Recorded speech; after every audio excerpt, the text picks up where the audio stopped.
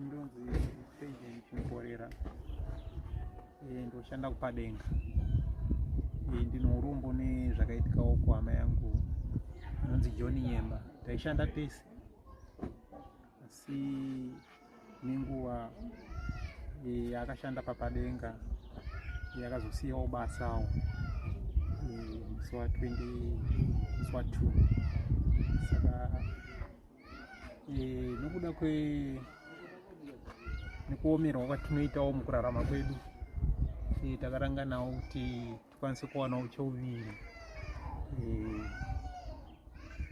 kuburikidza nekufamba kuti tiende kuna Zambezi, asi hazvikwanisiki.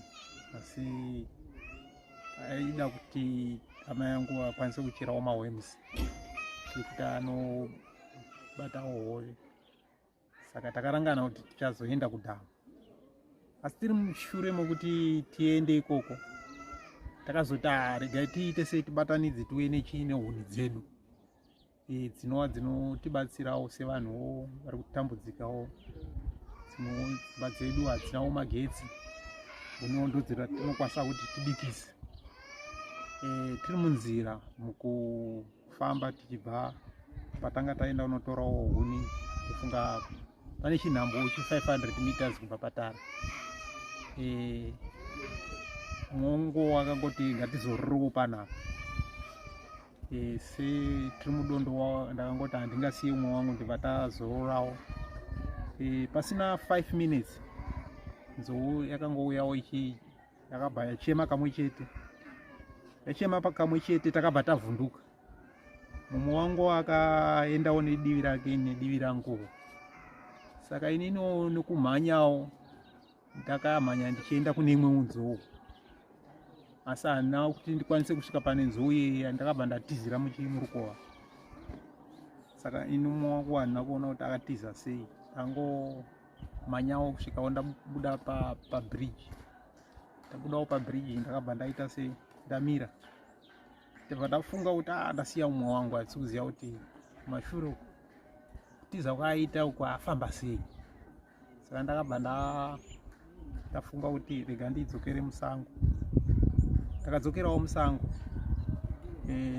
ndikaenda kunokwira pachikomo ndikatarisawo ndikaonawo nzou dzidzi dzafamba pasina. Ndikaenda patanga takamira tichikurukura ndikaona nzou dzi hapana. Saka ndakabva ndatanga kutsvagawo chichedza kuti mumwe wangu pamwe aita sei awanda nzou kana kuti pane kwaaenda. Ndakatsvaga ndikatsvaga chipo che 1 hour 30 minutes nekuti incidents yedu yakaitika kuma 5 o'clock dzemanheru. Asi ndakambotora chinguva ndichitsvaga umwe wangu kuti ndingakwanise kumuona here kana kuti ari kutsvaga inini ndichishedza anganzwe. Asi anakwanisa kuti ndicommunicate kana kuti ndibatane naye. Ndakamira zvakare kuti ndoita sei, nokuda kuti pfungwa dzangu dzanga dzakanganisika nechiitiko changa chaitika chokumhanyisiwa. Asi paipai dzakuma 7 ndopandakati rega ndinotarisa kumba kwake. Ndaenda kumba kwake, ndakasvika ndikaona pasina vanhu. Ndibva ndabvunza vanga vari kuseri, vakandiudza vakati no, Vanyemba vabva pano apa masikati asi havasati vauya. Saka ndakabva ndashedza ndikati ndoda kuona mwana wavo. Ndibva abuda mumba. Ndibva ndamuti no, Blessing, anonzi Blessing, taenda musango nababa wako, asi inhawe kuti taenda tichida kunosvika kumaWorms. MaWorms aya hatina kuzokwanisa kuti tichere nokuti ndavata aiwa zvekuhove handisi kuda kuti tiite sei kubatane nezvekuhove. Saka takabva tati rangana unotora huni dzedu musango imomo. Ndibva taenda tasvika paipai takatakura huni dzedu tikauya nadzo.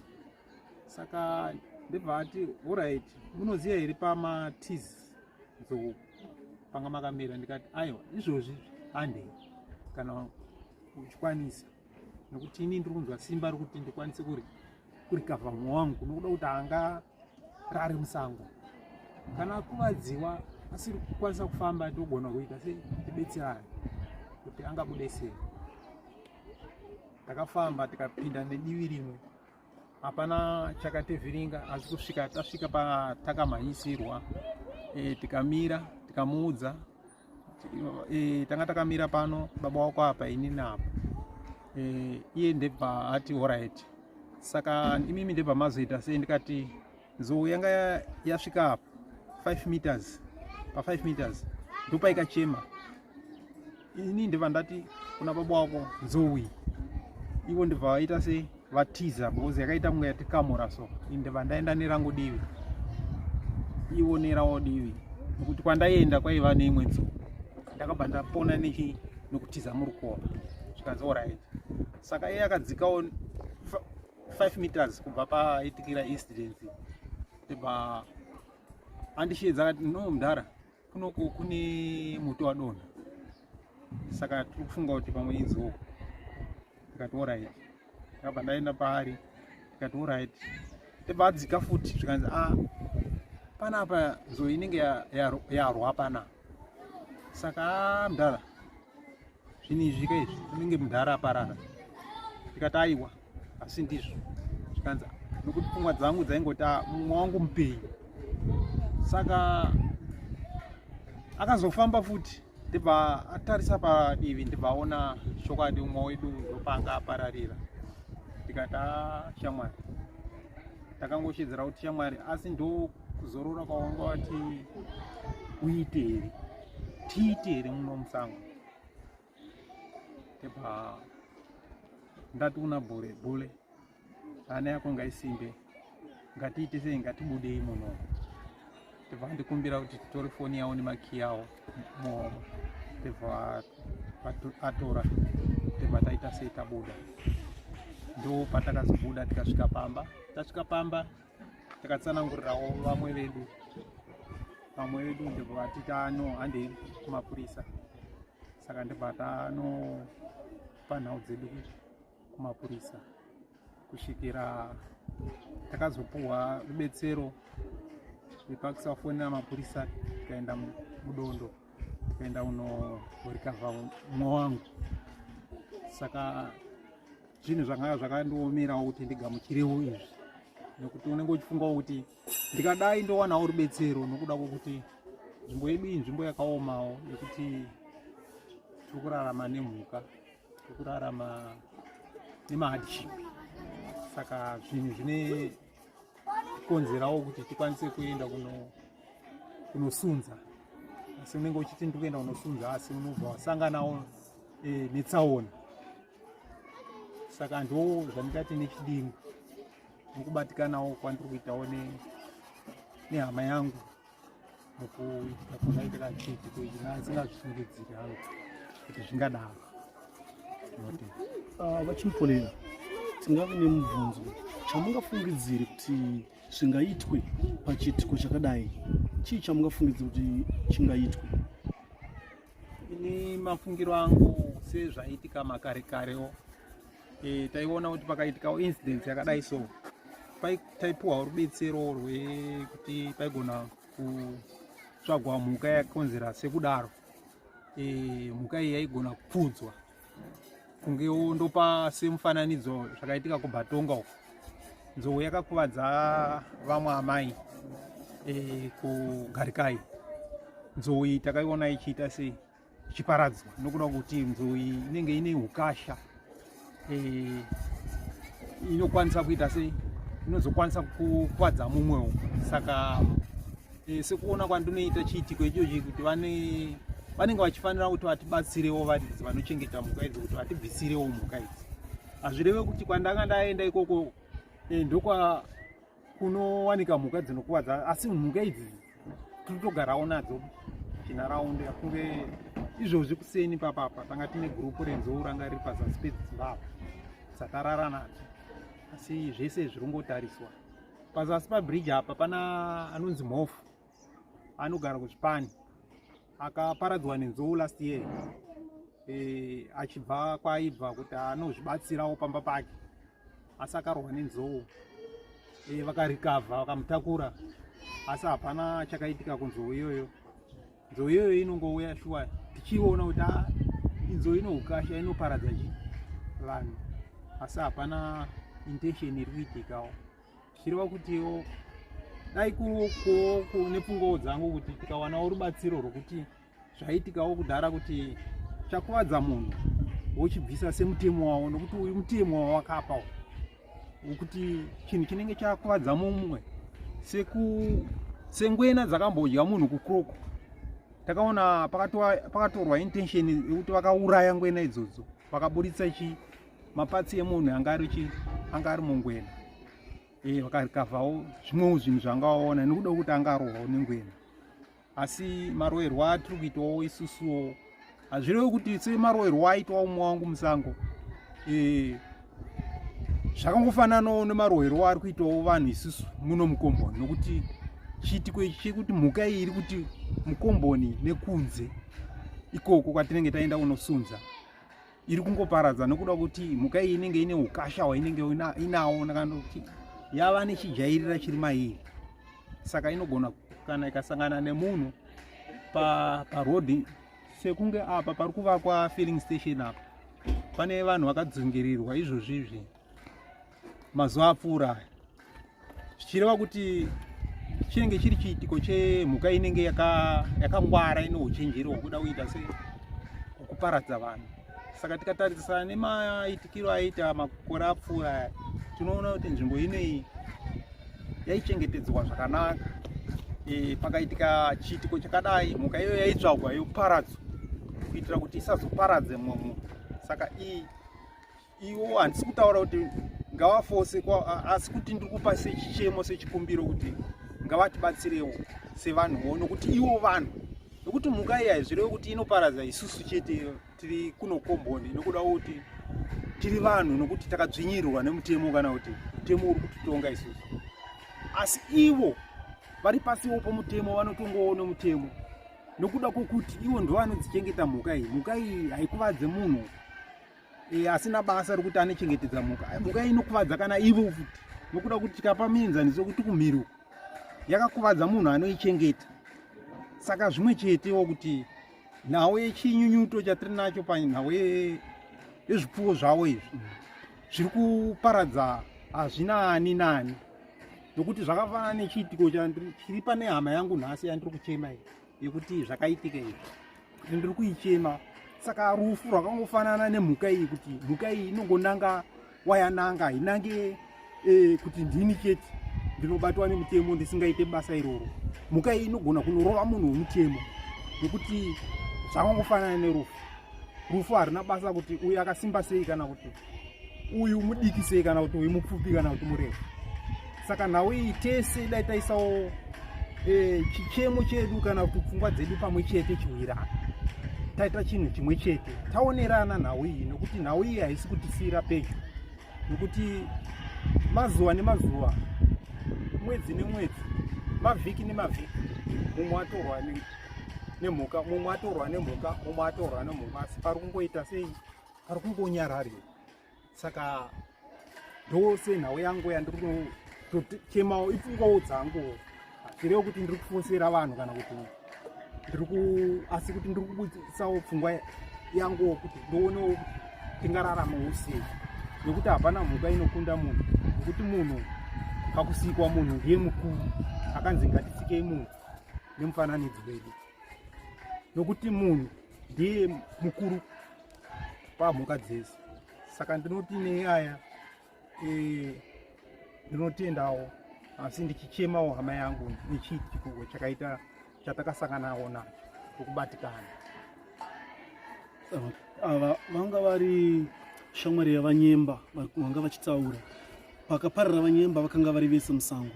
Regai tinzwe kumuzukuru wavanyemba.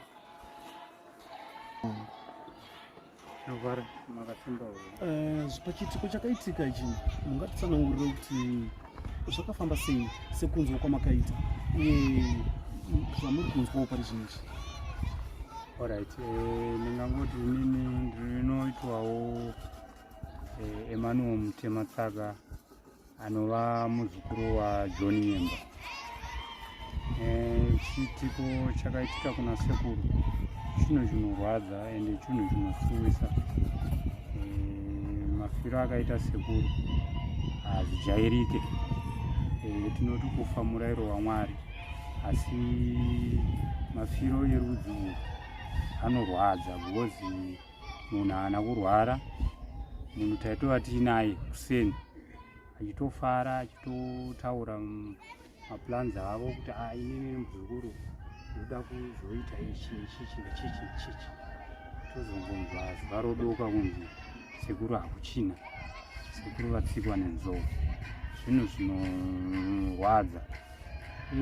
Maitikiro akaitika tsaona iyi handingakwanisi kutaura zvakawanda sezvo inini ndanganga ndisipo nguva dzakaitika tsaona iyi, asi zvandingakwanise kutaura pachiitiko chakadai, chikumbiro kune malocal authorities atiri nawo muno muKaribha district, nekune vanoita zvekuchengetedzwa kwemhuka, Wildlife and Management Authority. Chikumbiro chatinacho ndechekuti John Nyemba munhu akanga ari breadwinner pamhuri yake. Tikatarisa age yevana vake, munhu anga ane vana 4 vakomana ne1 musikana.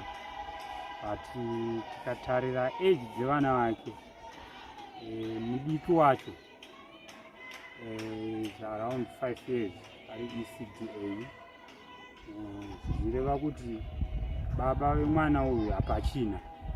Hongu tiri munzvimbo inorarama mhuka. Zvatiri munzvimbo yatinorarama nemhuka, tinoona kumashure kweso vanhu vanoparadzwa nemhuka, ngwena, huu, nzou, zvakangosiyana siyana. Hatizvirambe. Pane ma-awareness campaigns aimboitwa kumashure neWildlife and Management Authority ekugarisana vanhu pamwe chete nemhuka, tichipanana respect yokuziva kuti mhuka dzinoda ichi nechichi.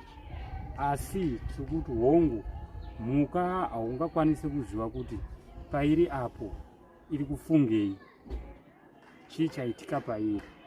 Saka tiri kuti itsaona hongu zvakaitika, Mwari vakatonga nekuda kwavo. Asi chikumbiro chiripo ndechekuti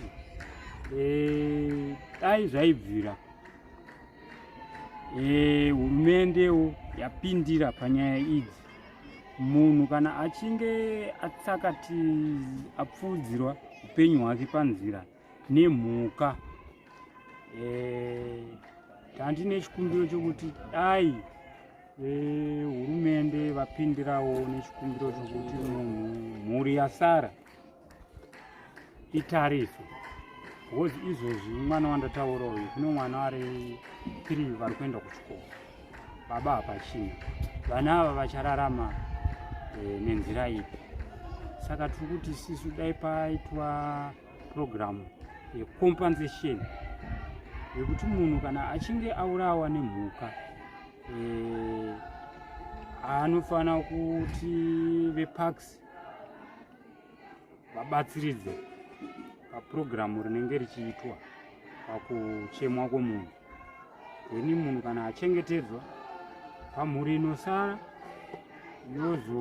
yozowanawo kuti ingabatsiridzwe sei kuzosvikawo pama-ages avanoti munhu akura. Zvinova zvinoti mutemo muno muZimbabwe unoti pa18 years.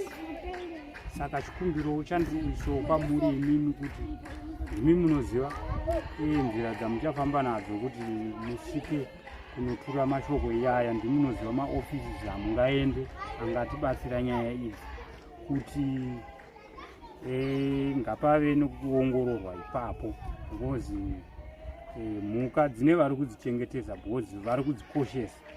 Isisuwo tinokoshesana pakurarama kwedu because upenyu hwemunhu hwasiyana neupenyu hwemhuka oro hwemunhu. Munhu chaiye akauraya mhuka apo dai kwangurumwe anyemba vakauraya nzou iyoyo yavakauraya. Izvozvi to be honest with you vangadai vasina kusungwa here, vangadai vakasungwa vazhinji vari kutongwa nemutemo wekuti vakauraya nzou 100. Saka apa nzou ndo yakauraya vanyemba. Sinei kuti vanga vaenda kusango kwadzinorarama dziri, asi tiri kuti kana paitika chinhu chakadai so ngapave nekubatsiridza. Parks ngairaitidze kushushikana nezvinenge zvaitika nemaproperties avo because maproperties avo mhuka ndidzavo, sango ndeavo. Asi kana ichinge yapfudzira upenyu hwemunhu panzira ngavave nerubatsiro ravanokwanisa kuita kuraitidza kuti vari kushushikana nechiitiko chinenge chakadai so. Tambonzwa kuti vanyemba vanga vasiya basa pavaishanda vanga vachirarama nei pari zvinezvi? Right, vanyemba vanganga ari munhu anga apinda neinonzi retrenchment program zvokuti hatingati vanga vasiya. Musi wa2 May ndopavakanoita maagreements avo nekubasa kwavo. Saka munhu akanga asati apirwa zvinhu zvake hapana changa chati chabuda. Musi wavaenda kunosaina mapepa I think anyemba vakazoshaya musi iri Saturday, musi wa3 vakanga vabva kubasa musi wa2. Zvinoreva kuti musi wa3 ndo day ravasina kuenda kupi kubasa, vachiti ndakapedza basa. Vakanga ari munhu anga asati araitidza kuti ndakurarama nezvizvi. Vakanga vari kungoita as usual mararamiro avaingoita vachienda kupi kubasa kwavo kupadenga. Saka apa hatingati vakanga vachinja mararamiro avaisita kumashure. Akanga ari munhu wanga ari kuti sekutaurawo kwavakaita neni musi wa2 tichibva kubasa, vakangonditi muzukuru ndiri kuda kuti ndisiye ndatsvaga huni pamba ndidzokere kumusha kuna mbuya wako ndinopedzisa kukohwa chibage mumunda. Saka ndingangoti vanyemba nguva yese munhu akanga ari kurarama nekuenda kubasa kupadenga. Tingada kuziva kuti ivo vanyemba musha wavo wakanga uri kupi uyezve panyaya yebheri vanofambira sei? Right, vanyemba musha wavo uri paNyamakati panonzi paNovemba, ndo pane musha wavo ipapo. Ende bheri yavo iri kunoitirwa pamusha pavo ipapo paNovemba. Sekurongwa kwazvaitwa kufambisa mapepa, vakapedza kufambisa mapepa bheri yavo ikagadziriswa, vachanotorwa kuhospital kumochari vowana upamba inoitwa program ichaitwa ini kana zuva rorereka uko tosumuka takananga kuNyamakati Novemba. Muchiri ipapo makaonawo here mukana wekuona mutumbi wavanyemba uchiri musango? Mutumbi wavanyemba hatina kuwana mukana wokunouona nekuda kwokuti nguva dzakaitika chiitiko ichi kwakanga kwadoka, zvokuti isisu tizokwanisa kuziva kuti ndo zvaitika kwakanga kwatova kuma8 o'clock because nguva yakaitika chiitiko ichi. Sekutaura kwaita mumwe wavo akatora nguva achiri kutsvaga mumwe wake kuti ari papi, apo nguva dzakanga dzisingamire dzaitofamba. Saka kunze kwaitodoka, then achizouya kumba kuzobvunza kuti vasvika here, achizotorana nemwanakomana wavo vachienda kunotsvaga. Inguva dzese dzaita sei dzaifamba. Shoko rakazotanga kufamba rokuti Vanyemba vaparadzira. Isi takazozvinzwa kwakuma8. Nguva yatikazobva mumisha yedu tichiuya kunoku kuzoti tizoona kuti zvofambiswa sei, vanhu vakanga vatoenda kusango kwanga kwaitika chiitiko ichi. Asi vazhinji vanhu vakasara vakamira patara. Angoti mota yemapurisa nemarenja yakangotakura vanhu vadzikakwanisa kutakura kuti vanoenda pakaitika chiitiko ichi, kuti vakwanise kutakura mutumbi waVanyemba vaende nawo kumota. Muchinzwa hamuna here kunzwa kwakanga pakuwadzwa Vanyemba kuti vakanga vakora zvakadii? Sekutsanangurirwa kwandikaitwa nasekuru vakaenda kunotsvaga baba vavo, vanoti ivo Vanyemba vakanga vabayiwa pagumbo panapa tai kuno, nyanga yakapinda nekuti ichibuda nekoko, ndokubva vachorwa ruoko, ndokubva vatsikwa panapa chest, vachitoti ivo panga patodhirikira zvokutopinda mukati. Ndingangoti ndokutsanangurwa kwandikaitwa nasekuru nechevakunda kuti situation sekuru vakakuwara zvakaita sei. Aiwa, ndinotenda kutsanangura kwenyu kumaita. Aiwa.